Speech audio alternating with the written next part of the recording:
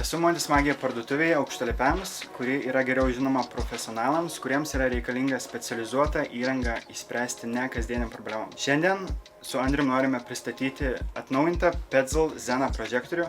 Andriau, trumpai papasakok, kuo šis prožektorius ypatingas. Zena prožektorius yra skirtas aukštalipiams ir darbo aplinkai. Jis begalę turi funkcijų, bet pačios pagrindinės funkcijos tai yra pirmas. Tai yra dalykas, kad tu gali su net pirštiniam jį įjungti, išjungti ir net labai storom pirštiniam žiemą. Tai yra patogi rankenėlė. Antras momentas tai yra jis atsparus smūgiam. Jokių problemų, jis atlaiko daug smūgių visokių, jeigu netyčia taip gaunasi.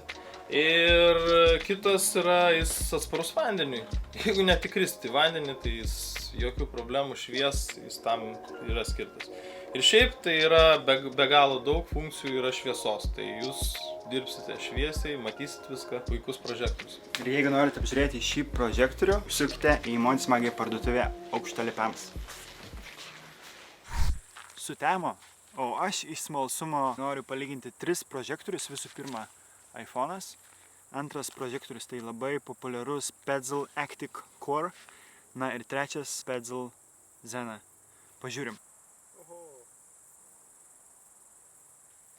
Nežinau, kaip matosi per kamerą, bet skirtumas tikrai didelis. Labą naktį.